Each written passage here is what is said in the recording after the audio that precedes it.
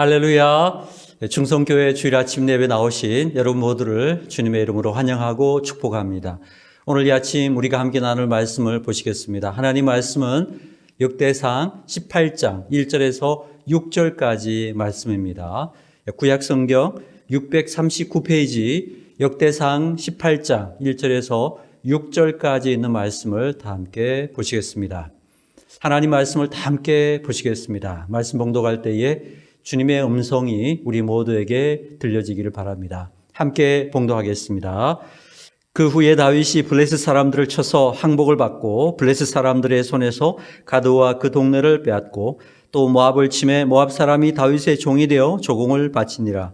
소바왕 하다데셀이 유브라데 강가에서 자기 세력을 펴고자 하매 다윗이 그를 쳐서 하맛까지 이루고 다윗이 그에게서 병거 1000대와 기병 7000명과 보병 2만 명을 빼앗고 다윗이 그 병거 100대의 말들만 남기고 그 외의 병거의 말은 다 발의 힘줄을 끊었더니 다메섹 아람 사람이 소바왕 하닷에셀을 도우러 온지라. 다윗이 아람 사람 2만 2천 명을 죽이고 다윗이 다메섹 아람의 수비대를 두매 아람 사람이 다윗의 종이 되어 조공을 바치니라. 다윗이 어디로 가든지 여호와께서 이기게 하시니라. 아멘. 말씀 나누기 전에 함께 기도드리겠습니다. 하나님 아버지, 복된 주일 주님 앞에 예배할 수 있음에 감사드립니다. 이 예배 가운데 성령으로 기름 부으시고 세상이 알 수도 없고 줄 수도 없는 아버지의 생명과 사랑 그리고 평안을 우리에게 넘치도록 더하여 주시옵소서. 종은 십자가 뒤에 감춰주시고 오직 진리의 말씀만을 잘 전하도록 인도하여 주시옵소서. 예수 그리스도 이름으로 간절히 기도합니다. 아멘. 할렐루야. 주일 예배에 나오신 우리 중성교회 모든 믿음의 지체 여러분들을 주님의 이름으로 환영하고 축복합니다. 이 예배 가운데 주님의 위로하심과 감동하심 그리고 새 힘 주시기를 주님의 이름으로 축원합니다. 우리 예배하는 귀한 가족들, 지체들 서로 축복하며 인사하겠습니다. 활짝 웃으면서 인사하겠습니다.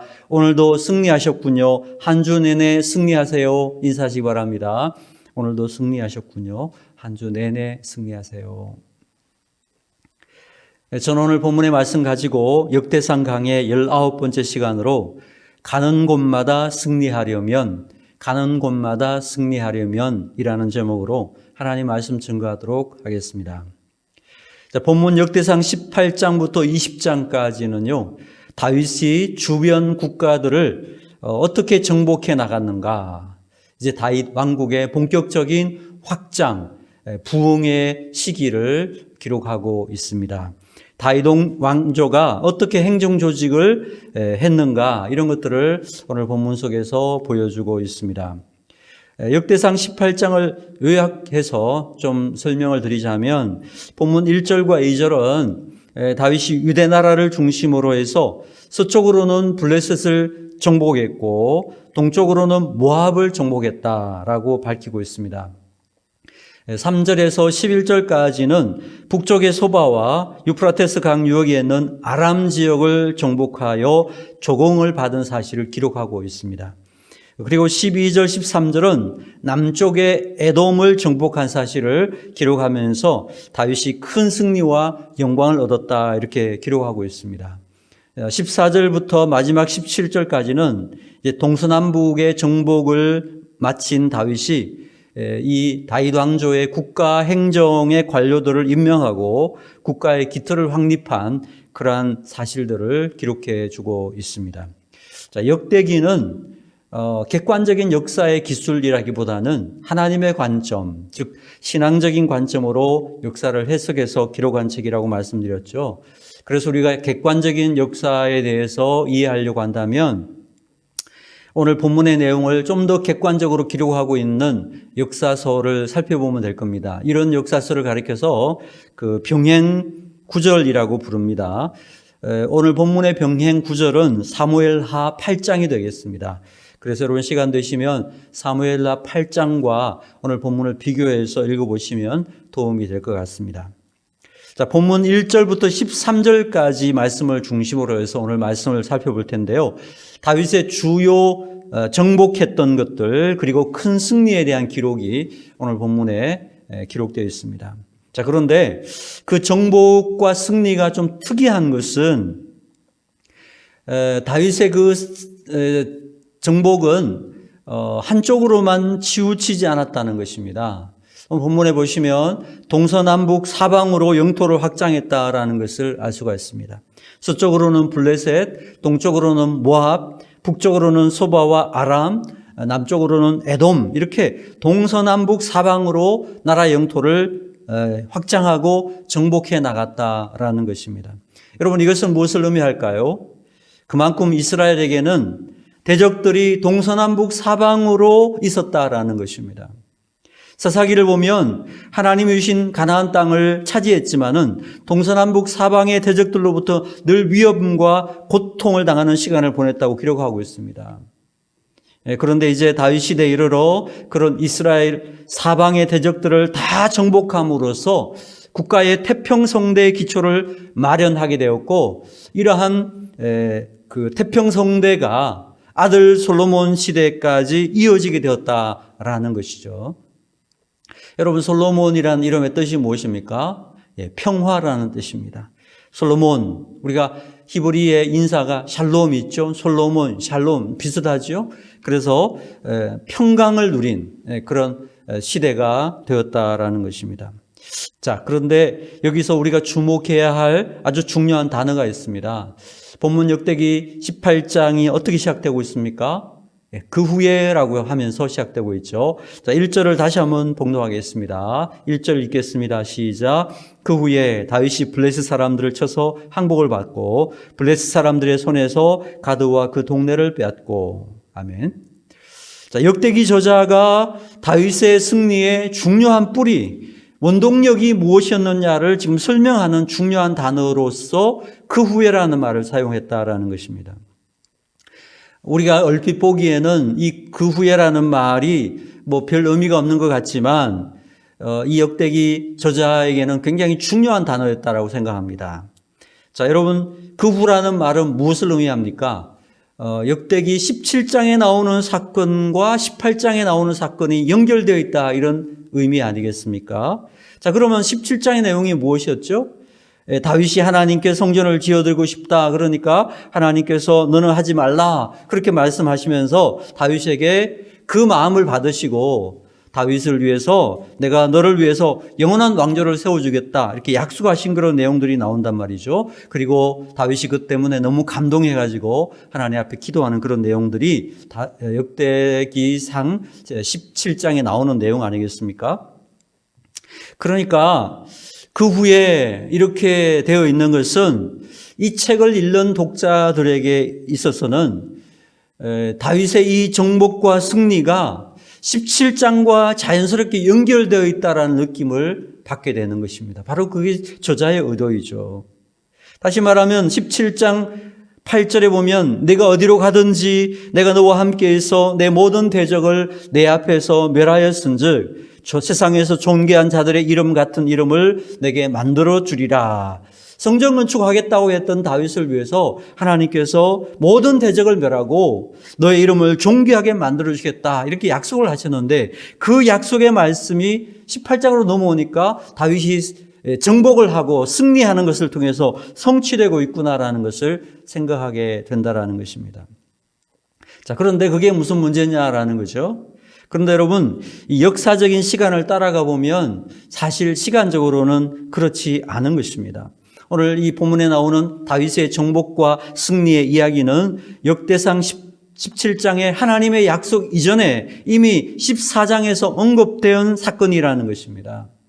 그러니까 역사적 순서로는 그 후에라는 말이 적절한 표현이 될 수가 없습니다. 이것은 이미 시작된 것이에요. 그런데 굳이 이 역대기 저자는 18장과 17장 사이에 그 후라는 말을 넣어서 이 다윗의 성전 건축하고 싶은 마음과 하나님의 그 약속의 말씀, 그 말씀 다음에 그 후에가 나오게 해서 이 두 개가 서로 연결되도록 만들었다라는 것입니다. 일부러 의도적으로 연결시키고 있다라는 거죠. 왜 그랬을까요, 여러분? 왜 저자는 이것을 연결해서 이야기하고 싶었던 것일까요? 그것은 바로 다윗의 주변국 정복과 이 영광스러운 승리의 원인은 바로 17장 때문이라는 것을 너무너무 강조하고 싶었기 때문이라는 것입니다. 다시 말하면 다윗이 하나님을 너무 사랑해서 성전을 지어주고 싶었던 그 마음과 또 하나님께서는 그 귀한 마음을 기쁘게 받으시고 다윗에게 복을 주기로 약속하신 이런 하나님과의 바르고 친밀한 관계를 맺었기 때문에 나타난 놀라운 승리가 바로 18장의 승리다. 이 메시지를 전하고 싶었다라는 것입니다. 다윗의 정복과 승리는 다윗의 힘과 능력의 탁월함에서 나온 것이 아니라 다윗이 하나님을 사랑했고 하나님 또한 다윗을 사랑했던 그 뜨거운 관계 속에서 가능했다. 이것을 강조하고 싶었다라는 것입니다. 여러분 6절 한번 보실까요? 6절 한번 같이 봉독하겠습니다. 봉독합니다. 시작. 다윗이 다메섹 아람의 수비대를 두매 아람 사람이 다윗의 종이 되어 조공을 바치니라. 다윗이 어디로 가든지 여호와께서 이기게 하시니라. 13절도 보시겠습니다. 13절 같이 읽겠습니다. 시작. 다윗이 에돔의 수비대를 두매 에돔 사람이 다 다윗의 종이 되니라. 다윗이 어디로 가든지 여호와께서 이기게 하셨더라. 공통적으로 나오는 말씀이 뭐죠? 하나님께서 다윗이 어디로 가든지 이기게 하셨더라. 하나님을 사랑하고 하나님이 함께 하신 사람이었기 때문에 다윗이 어디로 가든지 하나님께서 이기게 하셨더라. 이 메시지를 전하고 싶었다라는 것입니다. 여러분 역대기를 제일 먼저 읽었던 제1차 저자는 누구입니까? 바벨론에서 70년간 포로 생활하다가 포로 귀환한 이스라엘 백성들입니다. 그들이 도착한 예루살렘 주위에는요, 다윗 시대처럼 변함없이 사방에서 대적들이 울거리고 시시때때로 무서운 위협을 받고 있는 그러한 장소였다는 것입니다. 그러나 다윗이 하나님과 바른 관계를 맺고 그 하나님을 사랑하고 온전히 신뢰하였더니 아무리 동서남북의 대적이 있다 하더라도 그들을 다 물리치고 영광스럽게 승리하지 않았느냐, 이것을 지금 말하고 있는 거죠. 우리도 하나님을 온전히 의지하면 하나님께서 어디로 가든지 우리도 승리하게 하실 것이다. 그 하나님을 우리가 온전히 신뢰하자. 이 메시지를 지금 이 역대기 저자는 기록하고 싶었다라는 것입니다. 사랑하는 여러분, 우리의 삶도 마찬가지입니다. 이것은 에스라 시대 이스라엘 백성들에게만 주시는 메시지일까요? 아닙니다. 오늘 우리에게도 너무너무 중요한 말씀이 될 수 있다라는 것입니다. 왜 그렇습니까? 우리는 비록 다윗과 같이 포로 귀환 시대 이스라엘 백성들과 같이 어떤 보이는 많은 대적들, 여러 우리를 무너뜨리려고 하는 그런 보이는 대적들은 둘러싸여 있지 않지만 우리 주위에는 보이지 않는 영적으로 우리를 넘어뜨리려고 하는 그러한 수많은 유혹과 도전, 그러한 대적들이 있다라는 것입니다. 우리가 실패하기를 기다리는 사람들이 있고요, 우리를 넘어뜨리기 위해서 호시탐탐 기회를 노리는 그런 사람들이 있다라는 것입니다. 때로 우리는 이런 상황들과 그런 악한 사람들을 바라보다 보면은 힘이 쫙 빠질 때가 있다라는 것입니다. 때로는 연약해져서 하나님에 대한 믿음까지도 흔들릴 때가 찾아온다라는 것입니다. 그러나 여러분, 오늘 다윗이 하나님과 바른 관계, 친밀한 관계를 맺었더니 하나님께서 다윗에게 영광스러운 승리를 주신 것처럼 우리가 주님과 바른 관계를 맺고 그 하나님을 온전히 신뢰할 수만 있다면 하나님께서는 우리에게도 그 영광스러운 승리를 주실 줄로 믿으시면 아멘 하시기 바랍니다. 내가 가는 곳이 아무리 대적이 많고 아무리 상황이 어렵고 문제가 복잡하게 얽혀서 겹겹이 에워싸여 있다 할지라도 우리가 하나님을 온전히 신뢰하고 하나님을 의지하고 나간다면 승리는 바로 우리의 것이 될 수 있다라는 것입니다. 다윗이 어디로 가든지 하나님께서 이기게 하신 것처럼 우리도 어디로 가든지 어느 시간에 있든지 하나님께서는 이기게 하실 것입니다. 사도 바울은 이런 고백을 했습니다. 고린도서 4장 8절에 보니까 우리가 사방으로 우겨쌈을 당하여도 쌓이지 아니하며 답답한 일을 당하여도 낙심하지 아니하노라.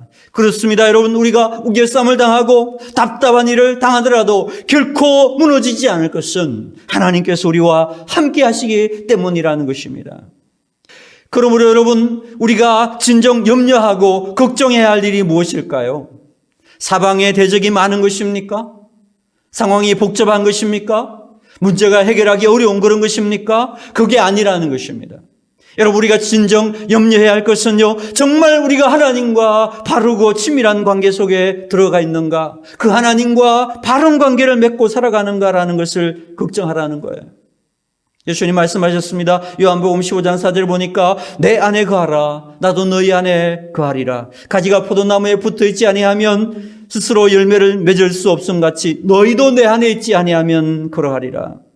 내가 주님 안에 거하고 있는가? 가지인 내가 참 포도나무이신 예수 그리스도께 붙어 있는가? 이것이 우리의 승리의 뿌리요 원동력이 된다라는 것입니다. 우리는 항상 이것을 진정으로 고민하고 걱정하고 기도해야 된다라는 것입니다. 우리 땅 살아간 동안에 하나님과 바른 관계를 맺고 그 말씀에 순종할 수 있게 되시기를 바랍니다. 주님 말씀하시면 내가 나가고 주님 말씀하시면 내가 멈춰설 수 있는 그런 주님과의 밀접하고 친밀한 관계를 맺어 나갈 수 있는 우리 모든 중성교회 신실한 주의 백성들 되기를 주님의 이름으로 축원합니다. 우리가 또 한 가지 살펴볼 영적 의미가 있습니다. 자, 오늘 본문은 다윗이 주변국들을 다 정복하고 승리한 과정들을 기록하고 있는데요. 큰 어떤 도구, 구도를 가지고 승리를 설명하고 있다는 것입니다. 그게 뭘까요?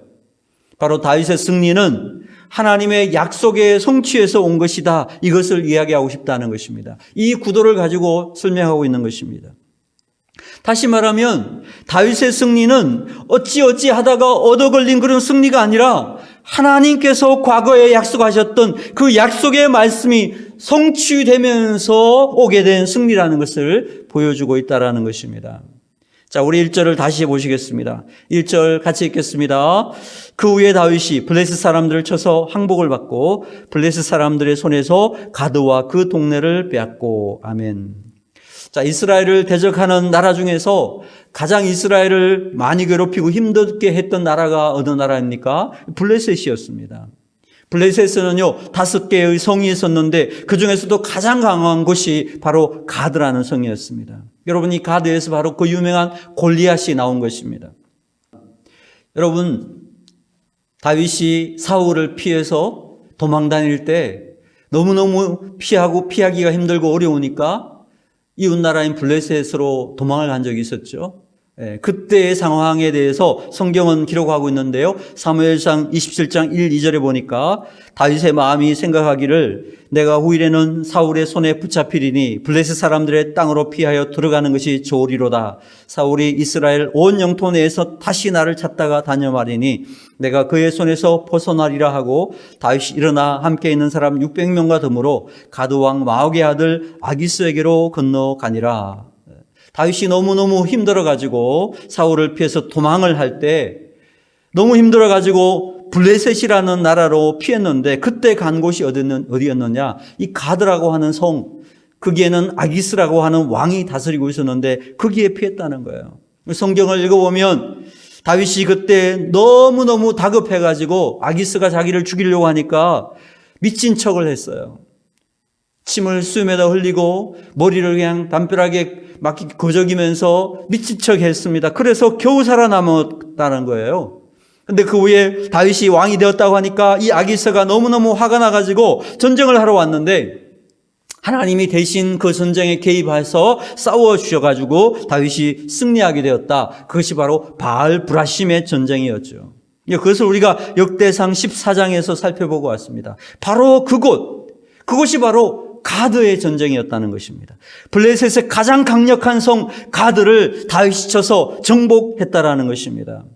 그런데 하나님께서 약속하신 가나안 정복이 다윗을 통해서 성취된 것, 바로 그것이라고 성경은 기록하고 있는 것입니다. 자, 그런데 여러분, 이 블레셋의 가드 성은요, 그동안에 너무너무 정복하기 어려운 그런 성이었다라는 것입니다. 그런데 아이러니하게도 다윗이 이 가드성으로 피난을 해서 1년 4개월을 생활을 했는데 그것 때문에 다윗이 가드성을 칠 수가 있었다라는 것입니다. 하나님의 인도하심을 보면 참 신비한 일입니다.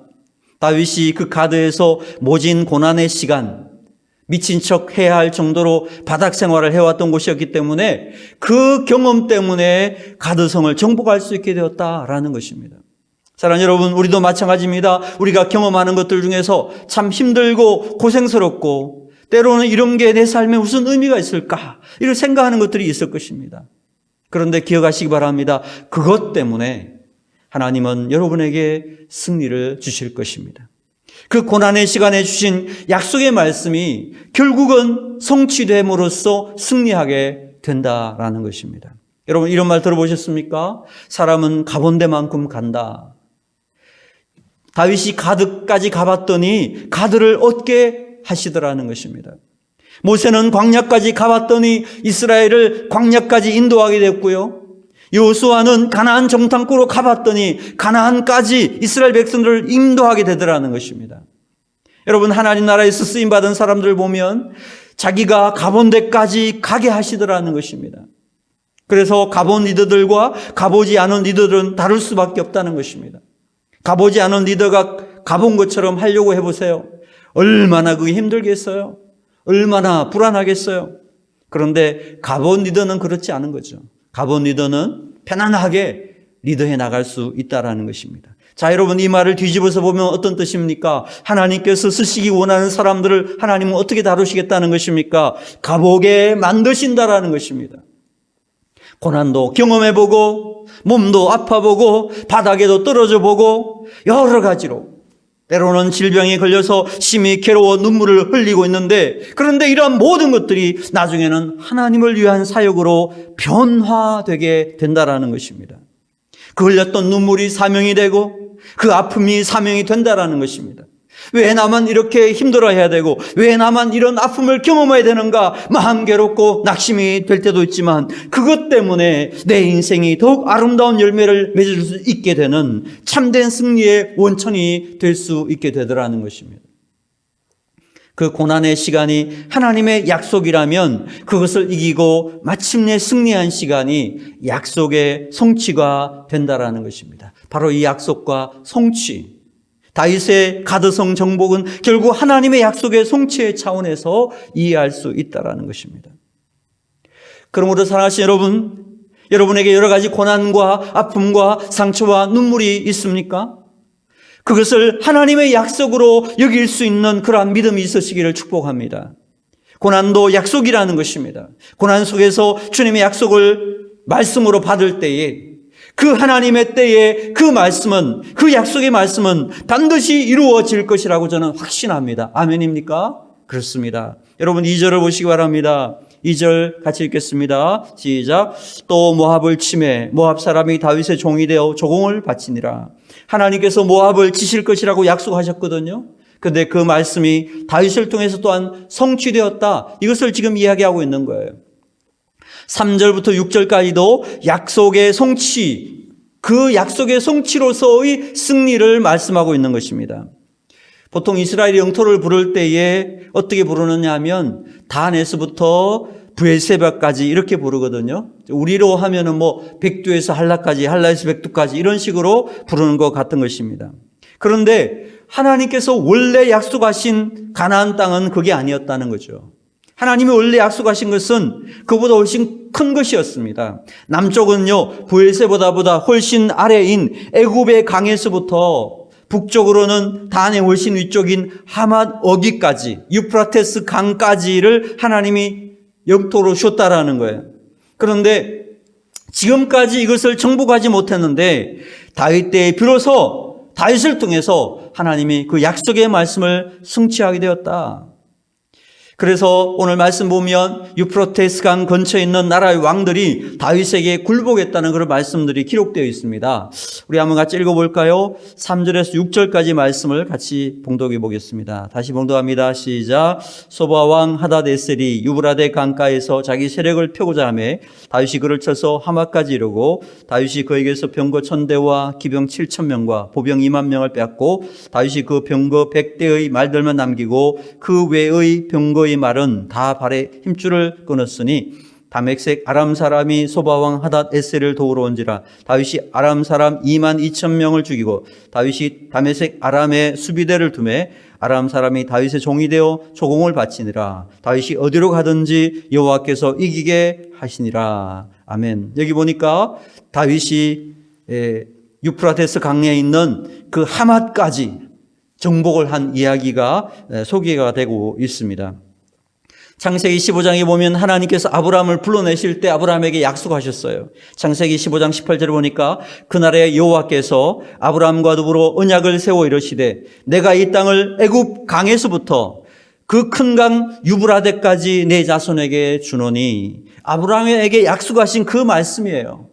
하나님이 약속하신 영토가 단에서 브엘세바가 아니었어요. 그보다 훨씬 넓은 애굽 강에서부터 유브라데 강까지예요.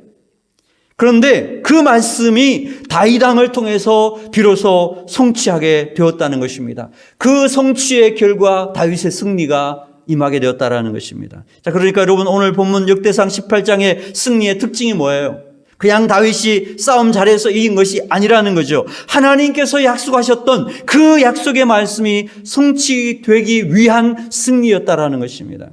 다윗이 열심히 싸우다 보니까 어떻게 해서 이긴 것이 아니라 하나님의 약속 말씀 붙잡고 나갔더니 하나님께서 그 약속의 말씀을 성취하게 하시는 승리였다라는 것입니다.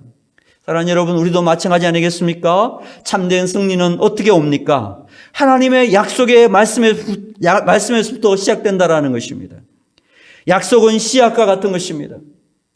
그 씨앗이 계속 자라면 꽃이 피고 열매를 맺게 되는 것처럼 하나님의 약속의 말씀이 다윗을 통해서 성취되게 되었던 것처럼 하나님 약속 붙잡고 나가는 하나님의 사람들은요, 마침내 승리하게 되는 줄로 믿으시기 바랍니다. 이것이 진정한 승리요, 영광스러운 승리라는 것입니다. 그러므로 약속의 말씀 붙잡고 나가는 백성들은 승리가 보장된 백성, 승리를 예견할 수 있는 백성이 된다라는 것입니다. 왜냐하면 그 약속이 곧 승리가 되기 때문이라는 것입니다. 그러므로 하나님의 백성들은 다른 것이 아니라 하나님의 약속의 말씀을 붙잡고 흔들리지 않고 그 약속의 말씀이 이루어지기를 신뢰하면서 한 걸음 한 걸음 걸어나가는 것이 삶이라는 것입니다.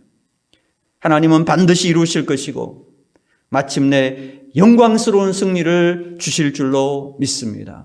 이 땅 살아간 동안에 주님의 약속으로 인해서 영광스러운 승리를 맛보는 주님의 백성들이 다 되기를 주님의 이름으로 축원합니다. 기도드리겠습니다. 하나님 아버지, 오늘은 다윗의 영광스러운 승리를 살펴보았습니다. 그런데 다윗이 힘과 능력이 많아서 승리한 것이 아니라 하나님께서 다윗으로 하여금 이기게 하신 승리였음을 알게 되었습니다. 우리도 늘 하나님과 바르고 친밀한 관계를 맺고 살아가기를 힘쓸 수 있도록 인도하여 주시옵소서. 또한 다윗의 승리는 하나님의 약속이 성취되는 승리였음을 깨닫게 되었습니다.